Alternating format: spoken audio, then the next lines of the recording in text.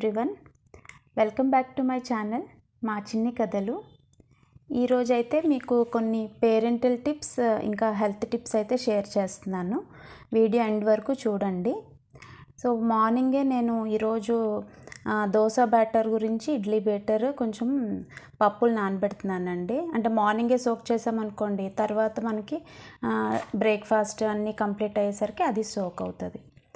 అయితే నేను ఒక గ్లాస్ మినప్పప్పుకి నేను ఒక గ్లాస్ బ్రౌన్ రైస్, ఒక గ్లాస్ అన్పాలిష్డ్ రైస్, అంటే ధాన్యం బియ్యం అంటాం కదా, ఆ బియ్యం యూజ్ చేస్తాను.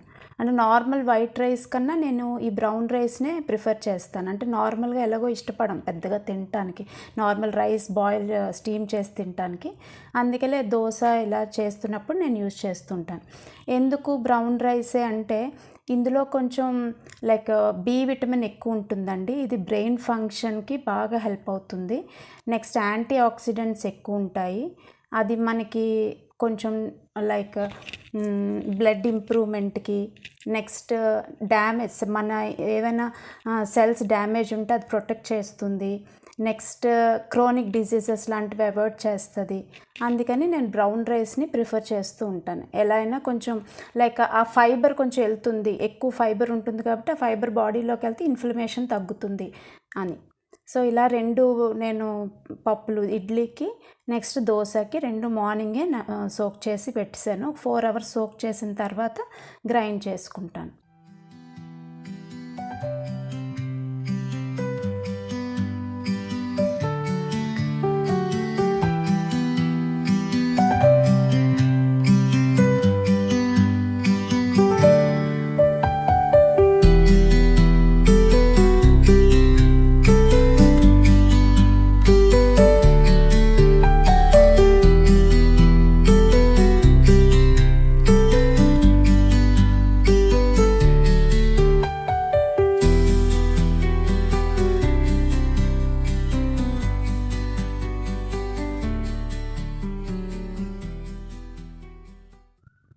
నెక్స్ట్ ఈరోజు అయితే మార్నింగ్ నేను పిల్లల గురించి అని హోమ్మేడ్ ఫేషియల్ ఒకటి ప్రిపేర్ చేస్తున్నానండి. ఫ్రూట్స్ని యూజ్ చేసి natural 100% homemade facial.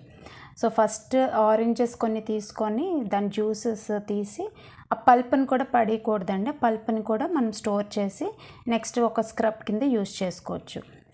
Next papaya and ఇది తీసుకుంటాము. అది కొంచెం ఆరెంజ్ జ్యూస్ వేసి మిక్సీ చేసుకుంటాం. పపాయాలో ఏంటంటే పపేన్ అనే ఎంజైమ్ ఉంటుంది, అది డెడ్ స్కిన్ని రిమూవ్ చేస్తుంది. నెక్స్ట్ యాక్నే అలాంటి బ్లెమిషెస్ని తీస్తుంది. నెక్స్ట్ రా మిల్క్ ఉంటుంది కదా, ఆ రా మిల్క్ తీసుకొని అందులో కొంచెం సాల్ట్ వేసుకోవాలి. సాల్ట్ వేస్తే అది మనకి స్కిన్ బ్రైట్నింగ్కి యూజ్ చేస్తుంది, క్లెన్జర్ లాగా. ఈ papaya, water melon pieces, orange juice వేసింది కొంచెం మిక్సీ చేసుకొని అదొక పేస్ట్ కింద తయారు చేసుకోండి. నెక్స్ట్ ఇది ఇంట్లో ఆడించిన మన పప్పులు ఉంటాయి కదా, లైక్ పెసలు, బియ్యం, మసరపప్పు అంటారు కదా, అది కలిపి ఆడించి అందులోని పసుపు, మీగడ, కొంచెం ఆరెంజ్ జ్యూస్ వేసి అది ఫేస్ ప్యాక్ కింద యూజ్ చేస్తాం. సో ఫస్ట్ స్టెప్ అయితే మనకి క్లెన్జింగ్ అండి. పచ్చిపాలు, సాల్ట్ స్కిన్లో క్లెన్స్ చేస్తుంది డెడ్ సెల్స్ అంతా. నెక్స్ట్ స్క్రబ్, ఆరెంజ్ పల్ప్, రా మిల్క్. నెక్స్ట్ అయితే పపాయ జ్యూస్ అండి. నెక్స్ట్ స్కిన్ టైట్నింగ్ కోసం అయితే ఫేస్ ప్యాక్, నలుగుపిండి, పసుపు, మీగడ. సో ఈ స్టెప్స్ కానీ ఫాలో అయితే వాళ్ళకి మంచి గ్లో వస్తుంది. అంటే చిన్నపిల్లలకి మనం యూజ్ చేయలేం కదా, సో అందుకని ఇలాంటివి యూజ్ చేస్తే 100% ఇంట్లో తయారు చేసుకునేవి, బయట ఏ కెమికల్స్ అవి ఏమి ఉండవు. చిన్నపిల్లలు కాబట్టి ఆ బ్లెమిషెస్, యాక్నే, పింపుల్స్ అవి వస్తాయి. టీనేజర్స్ అంటే వాళ్ళకి ఇది ఇంట్లోది తయారు చేసి యూజ్ చేయించండి. వీక్లీ 3-4 times యూజ్ చేసినా మంచి గ్లో వస్తుంది పిల్లలకి.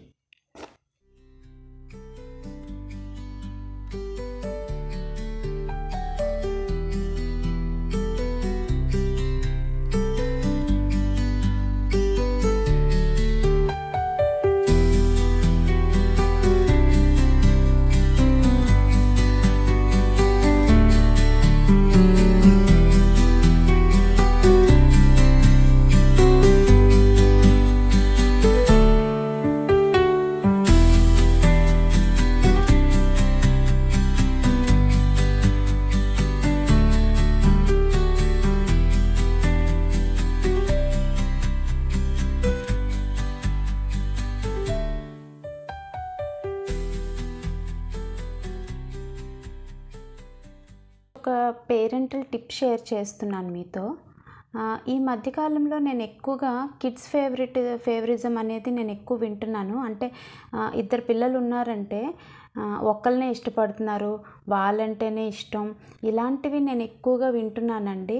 యాక్చువల్గా మనకి ఇద్దరైనా ముగ్గురైనా ఎంతమంది పిల్లలున్నా మనం వాళ్ళ మీదే కాన్సన్ట్రేట్ చేస్తాం అండ్ ఇద్దరిని మ్యాక్సిమం ఈక్వల్గానే చూడడానికే ట్రై చేస్తాము. కానీ ఏంటంటే కొన్ని విషయాల వల్ల వాళ్ళకి అలా అనిపిస్తూ ఉంటుంది, మనం ఒకరిని బాగా చూస్తున్నాము, ఒకరిని బాగా చూడట్లేదు అని. అంటే కొన్ని ఫ్యాక్టర్స్ వల్ల అలా అనిపించవచ్చు. లైక్ ఫస్ట్ ఏంటంటే బర్త్ ఆర్డర్, అంటే ఫస్ట్ పుట్టిన బేబీ అంటే ఇష్టం, లేదా చిన్నవాడంటే ఇష్టం. యాక్చువల్గా ఏంటంటే ఫస్ట్ బేబీ అంటే అప్పుడు ఎవరు ఉండరు, మన ఫోకస్ మొత్తం వాళ్ళ మీదే ఉంటుంది, దానివల్ల అలా అనిపించవచ్చు. బట్ సెకండ్ బేబీ వచ్చిన తర్వాత ఇద్దరిని మనం ఈక్వల్గానే షేర్ చేస్తాం. థింగ్స్ అవనివ్వండి, లవ్ అవనివ్వండి, అంతా వాళ్ళు ఈక్వల్గా చూడ్డానికే ట్రై చేస్తాం. నెక్స్ట్ జెండర్, అబ్బాయి అంటే ఇష్టం, అమ్మాయి అంటే ఇష్టం. అది కూడా నాకు అనిపిస్తుంది, ఈ రోజుల్లో అబ్బాయి అమ్మాయి అనేది వాళ్ళకి అలా ప్రేమ చూపించడం అనేది కరెక్ట్ కాదు అని. అంటే ఇప్పుడు అబ్బాయి అంటే కొంచెం మొండిగా ఉంటాడు, స్ట్రాంగ్గా ఉంటాడు, బయటికి వెళ్ళినా ఒక దెబ్బ తగిలినా వాడు తట్టుకోగలడు అని. కానీ అమ్మాయి అంటే ఒక మనకి సాఫ్ట్ కార్నర్ ఉంటుంది అనమాట. అమ్మ పడిపోతే తను తట్టుకోలేదు, తను సెన్సిటివ్, అలా కొంచెం జాగ్రత్తగా చూసుకుంటాం. అంతే తప్ప అమ్మాయి అంటే ఇష్టం అని అబ్బాయి కనిపించవచ్చు, అబ్బాయిలే ఇష్టం అని చెప్పి అమ్మాయిలు కనిపించవచ్చు. సో అది కూడా కరెక్ట్ కాదండి. పేరెంట్స్కి అయితే అబ్బాయి అయినా అమ్మాయినైనా ఇద్దరిని ఈక్వల్గానే చూసుకుంటాము. అండ్ నెక్స్ట్ ఇంకో ఫ్యాక్టర్ ఏంటంటే పర్సనాలిటీ. అంటే మనలాగే అనిపిస్తున్నారు అనుకోండి వాళ్ళు, మన పిల్లలు అంటే మన క్యారెక్టర్. ఇప్పుడు నేను డ్రాయింగ్ బాగా చేస్తాను, సో ఇప్పుడు చిన్న పాప డ్రాయింగ్ బాగా చేస్తుందంటే చిన్న పాపే నాకు ఇష్టం అని కాదు, పెద్ద పాప కూడా వేరే స్కిల్స్ ఉంటాయి, అందులో మళ్ళీ నాతో కంపారిటివ్గా ఉంటుంది. సో అలాంటప్పుడు మనం ఇద్దరు పిల్లల్ని ఈక్వల్గానే చూస్తాం. ఎంత క్యారెక్టర్లో అప్పుడప్పుడు మనతో ఈక్వల్గా అనిపించినా కూడా వాళ్ళతో లైక్ ఒక్కొక్కసారి వీళ్ళ మీద ఎక్కువ షేరింగ్ ఉంటుంది, ఒక్కొక్కసారి వీళ్ళతో ఎక్కువ డిస్కషన్స్ వస్తూ ఉంటాయి. సో అలాంటప్పుడు ఆ ఫ్యాక్టర్స్ వల్ల వాళ్ళకి అనిపించవచ్చు చిన్నవాళ్ళంటే ఇష్టం, లేదా ఫస్ట్ బేబీ అంటే ఇష్టం, లేదా అమ్మాయి అంటే ఇష్టం. ఇలాంటివన్నీ ఏంటంటే ఆ టైంలో ఆ సిచ్యువేషన్ బట్టి మనం అలా రియాక్ట్ అవుతాం. అంతే తప్ప మనకి ఇద్దరున్నా ముగ్గురున్నా ఎంత 10 మంది పిల్లలున్నా కూడా మనం అందరినీ ఈక్వల్గానే చూస్తామండి. ఎందుకంటే ఎంతైనా మనకు వాళ్ళే ప్రపంచం. సో అంటే నా ఒపీనియన్ అయితే ఎవరైతే కొంచెం వీక్గా ఉంటారో, హెల్తీగా లేక కొంచెం వీక్గా ఉన్నారు, ఫీవర్ ఉంది, అలాంటప్పుడు వాళ్ళ మీద కొంచెం ఎక్కువగా కేర్ తీసుకుంటూ ఉంటాం. అంటే సరిగా పడుకున్నారో లేదో, హెల్తీ ఫుడ్ తీసుకున్నారో లేదో, లంచ్ బాక్స్ తింటున్నారో లేదో, ఇలాంటివన్నీ కొంచెం మనం ఎక్కువగా వాళ్ళ మీద కొంచెం ఎక్కువ ఫోకస్ పెడుతూ ఉంటాం. వాళ్ళు వీక్గా ఉన్నారు కదా, కలవలేకపోతున్నారు కదా అని మనం ఎక్కువ ఫోకస్ పెడతాం. అంతే తప్ప అందరి పిల్లల్ని ఈక్వల్గానే చూస్తామండి. అయితే ఈ ఫేవరిజం చిన్నగా ఉన్నప్పుడు, చిన్నపిల్లలు అయినప్పుడు పర్వాలేదండి, చిన్నగా వాళ్ళకి అంత అర్థమవుదు. కానీ పెద్ద అయ్యే కొలది వాళ్ళకి ఇంకా ఎక్కువగా ఈ ఆలోచనలు ఎక్కువైపోతాయి. సో వాళ్ళు ఏమంటారంటే చిన్నప్పటి నుంచి అంతే, అన్నయ్యనే బాగా చూసుకుంటావు, లేదా నీకు తమ్ముడు అంటేనే ఇష్టం, ఇలాంటివి లాంగ్ టర్మ్ రిలేషన్స్, అంటే వాళ్ళ ఫ్యామిలీ రిలేషన్స్ కూడా దెబ్బతింటాయి అన్నమాట. సో అలాంటప్పుడు మనం పిల్లలతో ఎప్పటికప్పుడు మనం మాట్లాడుతూ ఇలాంటి ఫేవరిజం అనే ఆలోచనలు వాళ్ళ నుంచి తీసేయాలండి, చిన్న వయసు నుంచి కూడా. ఎందుకంటే అది పెద్దదైతే చాలా ఇబ్బంది పడతారు. వాళ్ళకి వాళ్ళ సిబ్లింగ్స్ బాండ్ అనేది డిస్టర్బ్ అయిపోతూ ఉంటుంది అన్నమాట. సో అందుకని మీరు అయితే కొన్ని టిప్స్ ఫాలో అవ్వచ్చు, ఇలాంటివి అవాయిడ్ చేయడానికి కొన్ని టిప్స్ ఫాలో అవ్వచ్చు. అది నేను చెప్తూ ఉంటాను ఈ వీడియోలోనే, ఫాలో అవ్వండి. అయితే ఫస్ట్ ఏంటంటే పిల్లల్లోని ఎమోషన్స్, ఫీలింగ్స్ మనం చూస్తూ ఉండాలండి. వాళ్ళు దేనికి బాధపడుతున్నారు, దేనికి సంతోషంగా ఉంటున్నారు, వాళ్ళ యాక్షన్స్ కాదు, కొట్టడం, తిట్టడం, లేకపోతే సీరియస్గా ఉండడం, మాట్లాడకపోవడం, ఇలాంటి యాక్షన్స్ వల్ల వాళ్ళని జడ్జ్ చేయకూడదు. ఇప్పుడు కొంతమంది పిల్లలు మొండిగా ఉంటారు, కోపంగా అరుస్తూ ఉంటారు, గట్టిగా మాట్లాడతారు. కొంతమంది పిల్లలు అయితే సైలెంట్గా ఉంటారు, అస్సలు మాట్లాడరు. అది మనం వీడింతే, వీడు మొండివాడు, వీడు మాట్లాడు, అది మనం అలా చెప్తే వాళ్ళు అదే ఫిక్స్ అవుతారనమాట. నేను ఇంతే, నేను మాట్లాడను, నాకు నచ్చదు. సో ఎప్పుడైతే మనం నెగిటివ్గా మన పిల్లల గురించి మాట్లాడుతున్నామో పిల్లలు కూడా దానికి ఫిక్స్ అవుతూ ఉంటారు. సో అలాంటివి ఏంటంటే ఎవరు లేనప్పుడు మళ్ళీ పిలిచి వాళ్ళతో మాట్లాడితే వాళ్ళ పెయిన్ ఏంటి, వాళ్ళు దేనికి కోపపడుతున్నారు అనేది మనకు తర్వాత చెప్తారు. అందుకని అందరి ముందు కూడా కొంచెం ఓకే మీకు కోపం వచ్చినా కూడా ఒకసారి చెప్పి నెక్స్ట్ వదిలేయాలి వాళ్ళని అలా టాంట్ చేయకూడదు. సో వాళ్ళ ఎమోషన్స్ అనేవి చాలా ఇంపార్టెంట్ అండి.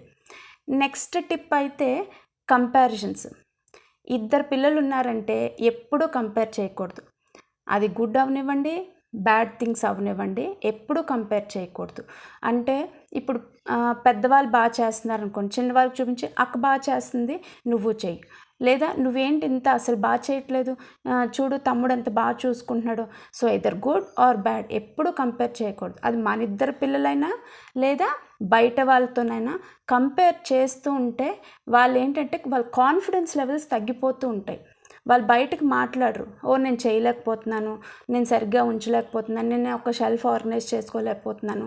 ఇలా వాళ్ళ కాన్ఫిడెన్స్ లెవెల్స్ మనం తగ్గించిన వాళ్ళం అవుతాము. అందుకని ఎప్పటికప్పుడు మనం చూసుకుంటూ ఎవరికి వాళ్ళకి ప్రేస్ చేయండి, ఇద్దరిని మాత్రం కంపేర్ చేయొద్దు. ఇది నా second tip. Next third step అండి, ఇంట్రెస్ట్స్ చూడాలి. అంటే ప్రతి ఒక్క చైల్డ్కి మనం ఎంత కొని అన్నీ ఇస్తున్నా కూడా వాళ్ళకంటూ కొన్ని ఇంట్రెస్ట్స్ ఉంటాయి. సో అలాంటివి కొంచెం చూసుకుంటూ ఉండండి. అంటే డిస్రెస్పెక్ట్ అంటే వాళ్ళ మార్క్స్తో కాదు, వాళ్ళ ఇంట్రెస్ట్స్ అన్ని విషయాల్లో కూడా వాళ్ళ ఇంట్రెస్ట్స్ ఏంటి, వాళ్ళకి డ్రాయింగ్ ఇష్టమా, పెయింటింగ్ ఇష్టమా, ఒక బోర్డ్ సిస్టమ్ ఫాలో అవ్వండి. అంటే ఒక బోర్డ్ పెట్టి దాని మీద పాయింట్స్ మార్క్స్, అంటే నీకు సైన్స్ 100 వస్తే మార్క్స్ ఇస్తాను, పాయింట్స్ ఇస్తాను, లేదా మ్యాథ్స్ హైయెస్ట్ వస్తే పాయింట్స్ ఇస్తాను. అలా కాకుండా వాళ్ళు సోషల్ బిహేవియర్, అంటే మొన్న రిలేటివ్స్ వచ్చారు కదా, నువ్వు వాటర్ ఇచ్చావు కదా, అందుకని నీకు ఒక 10 పాయింట్స్ ఇస్తున్నాను, నువ్వు నాకు వెజిటబుల్స్ కట్టింగ్ హెల్ప్ చేసావు కదా, అందుకని ఒక 10 పాయింట్స్. ఈ పాయింట్స్ ఇష్టం వల్ల వాళ్ళ కాన్ఫిడెన్స్ లెవెల్స్ పెరుగుతాయి, వాళ్ళు ఎందులో ఇంట్రెస్ట్ ఉన్నదో కూడా మనకు తెలుస్తుంది. నెక్స్ట్ అయితే అటెన్షన్ అండి. కంపల్సరీ ప్రతి పేరెంటు కూడా మనతోని లైక్ పిల్లలతో కూర్చొని వాళ్ళతో మాట్లాడాలి. 2 to 3 డేస్కి ఒక్కసారైనా 15 to 20 మినిట్స్ వాళ్ళతో మాట్లాడుతూ ఉండాలి. అప్పుడు ఒక 5 మినిట్స్ మాట్లాడకపోయినా తర్వాత వాళ్ళు స్టార్ట్ చేస్తారు. వాళ్ళకి ఏమైనా పెయిన్ ఉన్నా, హ్యాపీనెస్ ఉన్నా, హ్యాపీ మూమెంట్స్ ఇలాంటివన్నీ మీతో షేర్ చేస్తారు. కలిపి డ్రాయింగ్ చేయండి, కలిపి కుకింగ్ చేయండి, కలిపి ఏదైనా వీడియో చూడండి. సో 1 to 1, ఇంకో చైల్డ్ వద్దు పక్కన, మీకు మీరుగా చైల్డ్తోని మాట్లాడండి, వాళ్ళ ఇన్నర్ ఫీలింగ్స్ మీరు తెలుసుకోండి. సో ఇలాంటి టిప్స్ ఫాలో అవటం వల్ల మీకు మీ చైల్డ్కి బాండ్ డెవలప్ అవుతుంది. నెక్స్ట్ సిబ్లింగ్స్కి కూడా ఇన్ఫీరియర్ కాంప్లెక్స్ అనేది ఉండదు. ఇద్దరు అంటే మా మమ్మీ నాతో మాట్లాడింది, నా గురించి అన్నీ నేను ఏదైనా మా మమ్మీతో మా డాడీతో షేర్ చేయగలను అనే భరోసా మీరు ఇవ్వాలి. సో ఇలాంటి టిప్స్ ఫాలో అయితే కనుక ఎప్పుడూ కూడా పేరెంట్కి చైల్డ్కి బాండ్ డిఫరెన్స్ రాదు, అండ్ సిబ్లింగ్స్ బాండ్ కూడా ఇంప్రూవ్ అవుతుంది. ఎందుకంటే మీరు ఇద్దరికి టైం షేర్ చేస్తున్నారు, ఇద్దరితోనే టైం స్పెండ్ చేస్తున్నారు. సో ఎస్పెషలీ టీనేజర్స్ అయితే మాత్రం ఈ లాస్ట్ టిప్ అటెన్షన్ మాత్రం కంపల్సరీ ఫాలో అవ్వాలండి. వాళ్ళు కంపల్సరీ మాట్లాడితేనే వాళ్ళ ఇన్నర్ ఫీలింగ్స్ అనేది మనకు అర్థమవుతుంది. బయట వాళ్ళు జడ్జ్ చేస్తూ ఉంటారు, వీళ్ళకి మీ మమ్మీకి నువ్వంటే ఇష్టం, లేకపోతే మీ మమ్మీ నీకు మంచి డ్రెస్సులు తీస్తుంది. బట్ ఏదైనా కూడా ఇంట్లో పరిస్థితులు ఏంటనేది మనకు తెలుస్తుంది. మనం మన పిల్లలతో ఎక్కువ డిస్కస్ చేస్తూ ఉంటే ఆ బాండ్ డెవలప్ అయ్యి సిబ్లింగ్స్ బాండ్ కూడా డెవలప్ అయ్యి ఫ్యామిలీ అంతా బాగుంటుంది. మార్నింగ్ నేను ఒక గోధుమ రవ్వ ఫంక్షన్కి వెళ్ళానండి. అక్కడ ఫొటోస్ షేర్ చేస్తున్నాను. చాలా బాగా డెకరేట్ చేస్తున్నారండి ఈ మధ్య. అసలు అంటే ఎక్కువ థింగ్స్ కాస్ట్లీ అని ఏం కాదు, జస్ట్ ఒక బ్యాక్గ్రౌండ్, ఒక ఫ్రెష్ ఫ్లవర్స్ అన్నిటితో మంచిగా డెకరేట్ చేస్తున్నారు. అండ్ మన ట్రెడిషన్ ఫాలో అవుతున్నారు, అది నాకు చాలా హ్యాపీ అనిపిస్తుంది. ఈవినింగ్ అయితే దోశలు చేస్తున్నానండి, అదే బ్రౌన్ రైస్ మార్నింగ్ చూపించాను కదా అది. సో అదే చేస్తున్నాను. జస్ట్ అంటే థిక్గానే నేను గ్రైండ్ చేస్తానండి. అంటే ఫర్మెంట్ కొంచెం స్లో ప్రాసెస్ అవుతుంది అనమాట. మనం ఎంత ఫ్రిడ్జ్లో పెట్టినా కూడా కొంచెం వాటర్ కన్సిస్టెన్సీ చేయడం వల్ల ఫర్మెంటేషన్ 2-3 డేస్కి ఇది అవుతుంది. ఇలా థిక్గా బ్యాటర్ మనం గ్రైండ్ చేసుకోవడం వల్ల 1 వీక్ అయినా కూడా ఫ్రెష్గా అనిపిస్తుంది. సో దోశ అండ్ కొంచెం పల్లి కొబ్బరి చట్నీ చేస్తున్నాను. నెక్స్ట్ ఘీ అండ్ పొడి అంటే నేను అది కూడా జస్ట్ నార్మల్ పొడి కాదండి, oats, coconut powder, next coconut, fresh coconut అయినా పర్వాలేదు, కొంచెం కారం, వెల్లుల్లిపాయ ఇవన్నీ కలిపి మిక్స్ చేసి ఆ పొడి నేను యూస్ చేస్తాను, and ghee. So healthy plus taste కూడా చాలా బాగుంటుంది, ఒకసారి ట్రై చేయండి.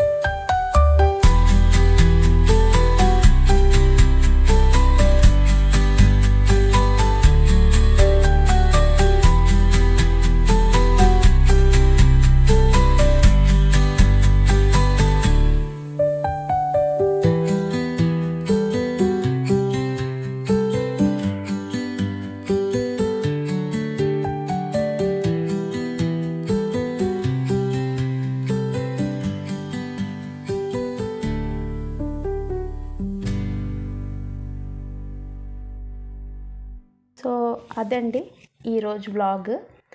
నచ్చిందా? Health tips and parental tips. నచ్చితే లైక్ చేయండి, కామెంట్ చేయండి. మీ ఒపీనియన్ కూడా నాకు తెలియాలి కదా, సో కామెంట్ చేయండి తప్పకుండా. సో ఇది ఈరోజు వ్లాగ్ అండి. ప్లీజ్ సబ్స్క్రైబ్ టు మా చిన్ని కథలు. Take care. Will meet in the next vlog. Thank you. Bye.